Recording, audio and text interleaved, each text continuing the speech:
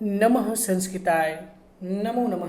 प्यारे बच्चों, रुचिरा पाठ्य पुस्तक के अंतर्गत 7वीं कक्षा के 7वां पाठ के रूप में विद्यमान संकल्पः सिद्धिदायकः नामक इस पाठ के अभ्यास कार्य का आज हम सभी अध्ययन करेंगे। प्रश्न नंबर 1 है अभ्यासः। अभ्यास में के अंतर्गत उच्चारणम कुरुत, उच्चारण कीजिए। अभवत, अकथयत, अगच्छत, न्यवेदयत, अपूजयत, स्वपिति, तपति, प्रविशति, अवदत, वदति अस्म, वसति अस्म, रक्षति अस्म, वदति, चरति अस्म, करोति अस्म, गच्छति अस्म, अकरोत्, पठति अस्म। उच्चारणम उदाहरणम अनुसृत्य रिक्त स्थानानि पूरयत। उदाहरण के अनुसार रिक्त स्थान की पूर्ति कीजिए। तो एक वचनम, द्विवचनम, बहुवचनम। तो यहाँ पर वसति अस्म, वसतः अस्म, वसन्ति अस्म। अगर हम इसके पूर्व देखें तो हमारा ये बनता है वसति, वसतः, वसन्ति, जो कि हमारा लट लकार प्रथम पुरुष का धातु रूप है। लेकिन जब हम इसमें अस्म शब्द को लगा देते हैं तो यह हमारा भूतकाल अर्थात लंग लकार में परिवर्तित हो जाता है। तो इस पूरे उत्तर में जब हम अस्म को लगा देंगे तो हमारा जो है वह भूतकाल में परिवर्तित हो जाता है और अस्म का ही प्रयोग इसमें करना है। तो जैसे वसति अस्म है, वसतः अस्म है और वसन्ति अस्म है, यानी एक वचन में वसति अस्म, द्विवचन में वसतः अस्म, बहुवचन में वसन्ति अस्म। ठीक इसी तरह से जो शब्द यहाँ पर आपके सामने प्रस्तुत हैं, जैसे पूजयति अस्म, इसके बाद आपका रिक्त स्थान है द्विवचन में, फिर बहुवचन में भी हमारा रिक्त स्थान है। हमें इन्हीं रिक्त स्थान को जो है उदाहरण के अनुसार अर्थात वसति अस्म, वसतः अस्म और वसन्ति अस्म, इसके अनुसार हमें इसे पूरा करना है। तो जैसे एक वचन में पूजयति अस्म, द्विवचन में पूजयतः अस्म, बहुवचन में पूजयन्ति अस्म, आपका धातु रूप बनेगा। ठीक इसी तरह से रक्षति अस्म, एक वचन में, द्विवचन में रक्षतः अस्म, बहुवचन में रक्षन्ति अस्म होगा। ठीक इसी तरह से चरति अस्म, द्विवचन में चरतः अस्म, बहुवचन में चरन्ति अस्म होगा। ठीक इसी तरह से एक वचन में करोति अस्म, द्विवचन में कुरुतः अस्म, बहुवचन में कुर्वन्ति अस्म होगा। वसति अस्म एक वचन में, वसतः द्विवचन में, वसन्ति बहुवचन में, वसन्ति अस्म बहुवचन में। ठीक इसी तरह से पूजयति अस्म एक वचन में, पूजयतः अस्म द्विवचन में, पूजयन्ति अस्म बहुवचन में धातु रूप बनेगा। इसी तरह से रक्षति अस्म एक वचन में, रक्षतः अस्म द्विवचन में, रक्षन्ति अस्म बहुवचन में, चरति अस्म एक वचन में, चरतः अस्म द्विवचन में, चरन्ति अस्म बहुवचन में, करोति अस्म एक वचन में, कुरुतः अस्म द्विवचन में, कुर्वन्ति अस्म बहुवचन में धातु रूप बनेगा। इसके बाद हमारा अगला प्रश्न है कि पुरुषः एक वचनम, द्विवचनम, बहुवचनम। ठीक इसके पहले के प्रश्न के ही आधार पर यह दूसरा प्रश्न है जिसमें हमें रिक्त स्थानों को भरना है। प्रथम पुरुष में अकथयत, अकथयताम, अकथयन। प्रथम पुरुष के अंतर्गत ही पूज धातु का हमें लंग लकार में धातु रूप यहाँ पर लिखना है। लंग लकार मतलब भूतकाल। तो अपूजयत, अपूजयताम, अपूजयन हमारा धातु रूप बनेगा। ठीक इसी तरह से तीसरी पंक्ति में रक्ष धातु का को हमें लंग लकार प्रथम पुरुष एक वचन में लिखना है। तो अरक्षत, अरक्षताम और अरक्षन हमारा धातु रूप बनेगा। इसके बाद प्रश्न नंबर ग में पुरुषः एक वचनम, द्विवचनम, बहुवचनम, यानी वस धातु को का लंग लकार में धातु रूप लिखना है। लंग लकार मतलब भूतकाल में। तो यहाँ पर वस माने होता है रहना। यहाँ पर वस धातु का मध्यम पुरुष, पूज धातु का मध्यम पुरुष और चर धातु का मध्यम पुरुष लंग लकार में हमें धातु रूप लिखना है। और जो रिक्त स्थान है वहाँ पर हमें लंग लकार के ही मध्यम पुरुष एक वचन, बहुवचन और द्विवचन के अंतर्गत आने वाले शब्दों को लिख करके भरना है। जैसे मध्यम पुरुष एक वचन में अवसह, द्विवचन में अवस्तम, बहुवचन में अवसत। ठीक उसी तरह से मध्यम पुरुष एक वचन में अपूजेयः, अपूजेयः, द्विवचन में अपूजेयतम, बहुवचन में अपूजयत। मध्यम पुरुष के एक वचन में चर धातु में हमारा शब्द धातु रूप बनता है अचरः, द्विवचन में अचरतम, बहुवचन में अचरत। इसके बाद फिर अगला प्रश्न है पट धातु का हमें धातु रूप, पट धातु का, लिख धातु का और रच धातु का हमें धातु रूप उत्तम पुरुष के एक वचन, द्विवचन और बहुवचन में लिख करके रिक्त स्थानों को पूरा करना है। तो उत्तम पुरुष एक वचन में अपठम, द्विवचन में अपठाव और बहुवचन में अपठम होता है। ठीक इसी तरह से उत्तम पुरुष लिख धातु का उत्तम पुरुष एक वचन में अलिखम, द्विवचन में अलिखाव, बहुवचन में अलिखाम धातु रूप बनता है। इसी तरह से रच धातु का उत्तम पुरुष एक वचन में अचरयम, अरचयम, द्विवचन में अरचयाव, बहुवचन में अरचयाम हमारा धातु रूप बनता है।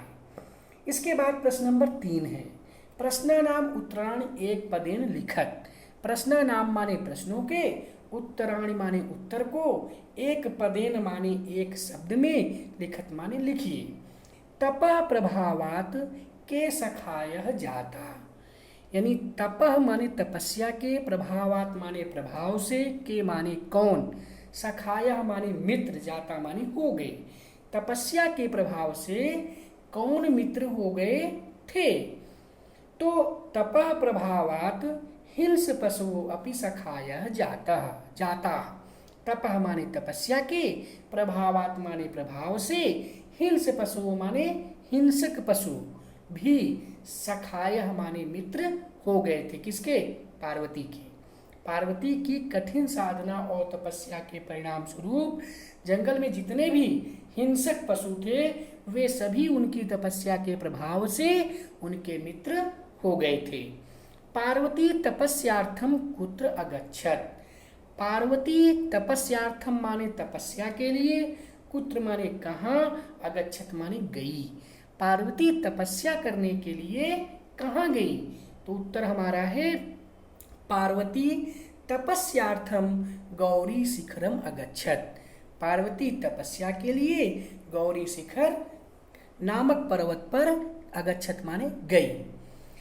कह शमशाने वसति, कह माने कौन, शमशाने माने शमशान घाट में, वसति माने निवास करता है। शमशान घाट उस स्थान को कहते हैं जहाँ पर मरे हुए व्यक्ति को जलाया जाता है, उस स्थान को शमशान घाट कहते हैं। तो कह शमशाने वसति, कौन शमशान में निवास करता है।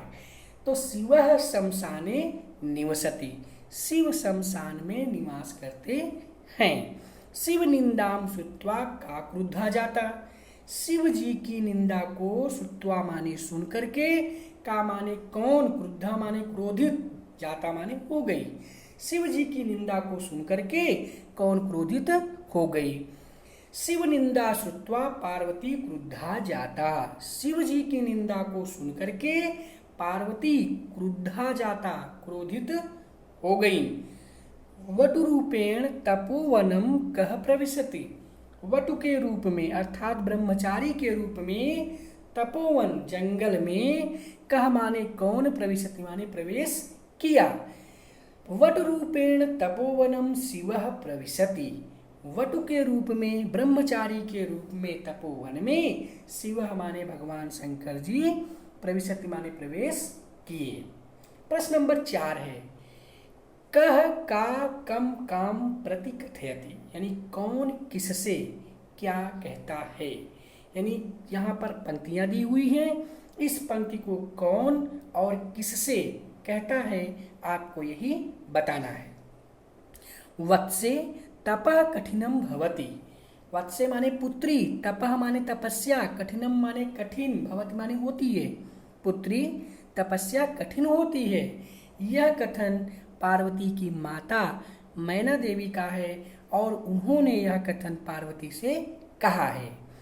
मनस्वी कदापि धैर्यम न परित्यजति।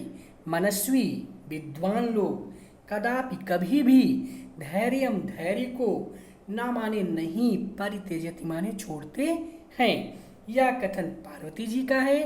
पार्वती जी ने इस कथन को अपनी माँ जो है अपनी सहेली विजया से कहा है। अहम तपः एव चरिष्यामि। अहम माने मैं, तपः माने तपस्या को ही, चरिष्यामि माने करूंगी। यह कथन पार्वती जी का है। पार्वती जी ने इसे अपनी माता मैना देवी से कहा है। मनस्वी कदापि धैर्यम ना परित्यजति। विद्वान पुरुष कभी भी धैर्य को नहीं छोड़ते हैं। यह कथन पार्वती जी का है। पार्वती जी ने इस कथन को अपनी सखी विजया से कहा है। अपर्णा इति नामना त्वम प्रथिता। अपर्णा माने अपर्णा, पत्ते तक ना खाने वाली। इस प्रकार के नाम से त्वम माने आप, प्रथिता माने प्रसिद्ध हो गई हो। यह कथन विजया का है। विजया ने यह कथन पार्वती जी से कहा है। पार्वती प्रतीतो अस्मि तव संकल्पेन। पार्वती प्रतीतोस्मि तव संकल्पेन। हे पार्वती, मैं तुम्हारी तपस्या के संकल्प से प्रसन्न हूँ। यह कथन शिव जी का है। शिव जी ने पार्वती जी से कहा है। शरीर माध्याय खलु धर्म साधनम। यह कथन ब्रह्मचारी वेशधारी भगवान शिव जी का है, जो उन्होंने विजया से कहा था। अहम तव कृत दासो अस्मि। अहम तव कृत दासो अस्मि। मैं तुम्हारी तपस्या से खरीदा गया तुम्हारा सेवक हूँ, दास हूँ। यह कथन भगवान शिव का पार्वती जी से इन्होंने कहा था। इसके बाद प्रश्न नंबर 5 है कि प्रश्नानाम उत्तराणि लिखत। प्रश्नों के उत्तर लिखो। पार्वती क्रुद्धा सती किम अवदत। पार्वती क्रुद्धा माने क्रोधित, सती माने होकर, किम माने क्या, अवदत माने बोली। पार्वती क्रोधित होकर के क्या बोली। पार्वती क्रुद्धा सती अवदत। पार्वती क्रोधित होकर बोली, अरे वाचाल अप्सर। अरे वाचाल माने बहुत अधिक बोलने वाले, अप्सर माने दूर हट। पार्वती क्रोधित होते हुए बोली, अरे वाचाल दूर हट। जगत कोवपि शिवस्य। जगत माने संसार में, ना माने ऐसा कोई व्यक्ति नहीं है जो शिवस्य यथार्थ स्वरूपम, जो शिव जी के यथार्थ स्वरूप को नहीं जानता है। अर्थात सभी भगवान भोलेनाथ के वास्तविक रूप को जानते हैं। यथा त्वम असि, जैसे तुम हो, तथैव वदसि, वैसे ही बोलते हो। नंबर खा, कह पाप भागम भवति। कह माने कौन, पाप भागम माने पाप का भागी, भवति माने होता है। कौन पाप का भागी होता है। शिवः निंदा यह करोति शृणोति च पाप भागम भवति। शिवः माने शिव जी की, निंदा माने निंदा को, यह करोति जो करता है, शृणोति च और सुनता है, पाप भागम भवति वह पाप का भागी होता है। पार्वती तपस्याम कर्तुम, पार्वती किम कर्तुम ऐच्छत। पार्वती क्या करने की इच्छा व्यक्त करती हैं। पार्वती तपस्याम कर्तुम ऐच्छत। पार्वती तपस्या करने की इच्छा व्यक्त करती हैं। पार्वती कया साकम गौरी शिखरम गच्छति। पार्वती किसके साथ, कया माने किसके, साकम माने साथ, गौरी शिखरम गच्छति गौरी शिखर पर जाती हैं। पार्वती विजया साकम गौरी शिखरम गच्छति। पार्वती विजया के साथ गौरी शिखर नामक पर्वत पर जाती हैं। प्रश्न नंबर 6 है, मंजूषातः पदानि चित्वा समानार्थकानि पदानि लिखत। मंजूषातः माने कोष्ठक से, पदानि चित्वा माने पदों को चुन करके, समानार्थकानि माने समानार्थक, पदानि माने पदों को, लिखत माने लिखिए। अब कोष्ठक के अंतर्गत जैसे माता, मौनम, प्रस्तरे, जंतवा यान और नयनानी है। तो इसी तरह से शिलायाम, जो यहाँ पर मंजूषात है, कोष्ठक से पदों को चुन करके जो समानार्थक पद हैं उन्हें ही हमें इनके समक्ष लिखना है। जैसे शिलायाम माने पत्थर होता है, तो प्रस्तर एक शब्द का भी अर्थ पत्थर है, तो शिलायाम का समानार्थक पद क्या होगा? प्रस्तर। पशवः का समानार्थी शब्द क्या होगा? जंतवः। अम्बा का समानार्थी शब्द क्या होगा? माता। नेत्राणि का समानार्थी शब्द क्या होगा? नयनानि। तुष्णीम का समानार्थी शब्द क्या होगा? मौनम। तो इस तरह से हमें जो है कोष्ठक से समानार्थक शब्दों को चुन करके लिखना है। प्रश्न नंबर 7 है, उदाहरणानुसारम पद रचनाम कुरु। उदाहरण के अनुसार पद रचना कीजिए। वसति अस्म जैसे बना है आपका अवसर, यानी हमने आपको बताया था कि किसी भी शब्द के अंत में यदि आप अस्म शब्द को लिख देते हैं तो वह शब्द आपका भूतकाल में बन जाता है। जैसे वसति अस्म माने रहता था, पश्यति अस्म माने देखता था, लिखति अस्म माने लिखता था, चिंतयति अस्म माने चिंता करता था, वदति अस्म माने बोलता था, गच्छति अस्म माने जाता था। इसी को जब हम परिवर्तित करेंगे तो हमारा लंग लकार के एक वचन में धातु रूप बन जाएगा। जैसे वसति अस्म का क्या बन जाएगा लंग लकार एक वचन में? अवसत। पश्यति अस्म का क्या बन जाएगा? अपश्यत। लिखति अस्म का क्या धातु रूप बन जाएगा लिख धातु में? अलिखत। चिंतयति अस्म का चिंत धातु लंग लकार एक वचन में क्या रूप बन जाएगा? अचिंतयत। वद धातु लंग लकार एक वचन में क्या धातु रूप बनेगा? वदति अस्म का अवदत। गम धातु का लंग लकार एक वचन में धातु रूप क्या बनेगा? गच्छति अस्म का अगच्छत। तो वसति अस्म का अवसत, पश्यति अस्म का अपश्यत, लिखति अस्म का अलिखत, चिंतयति अस्म का अचिंतयत, वदति अस्म का अवदत, गच्छति अस्म का अगच्छत। आपका धातु रूप लंग लकार प्रथम पुरुष एक वचन में बन जाएगा। इसके बाद हमारा अगला प्रश्न है कि अलिखत।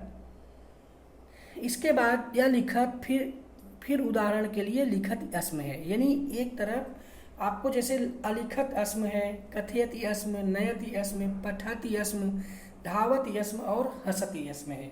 इसको हमें लंग लकार प्रथम पुरुष एक वचन के अंतर्गत लंग लकार प्रथम पुरुष एक वचन के अंतर्गत इनके धातु रूप को लिखना है। जैसे लिख धातु का लंग लकार प्रथम पुरुष एक वचन में धातु रूप क्या बनेगा? अलिखत। कथ धातु का लंग लकार प्रथम पुरुष एक वचन में क्या रूप बनेगा? अकथयत। नयति अस्म का लंग लकार प्रथम पुरुष एक वचन में धातु रूप क्या बनेगा? अनयत। पठति अस्म का पठ धातु लंग लकार प्रथम पुरुष एक वचन में धातु रूप क्या बनेगा? अपठत। धावति अस्म का अर्थात धाव धातु का लंग लकार प्रथम पुरुष एक वचन में धातु रूप क्या बनेगा? अधावत। हसति अस्म का हस धातु लंग लकार प्रथम पुरुष एक वचन में धातु रूप क्या बनेगा? अहसत। इसी तरह से अलिखत, अकथयत, अनयत, अपठत, अधावत और अहसत हमारा लंग लकार एक वचन प्रथम पुरुष में धातु रूप बनेगा। इस तरह से प्यारे बच्चों हम लोगों ने संकल्प सिद्धिदायकः नामक पाठ के अभ्यास कार्य का अध्ययन किया। आज के लिए बस इतना ही। नमः संस्कृताय। धन्यवाद। नमस्कार।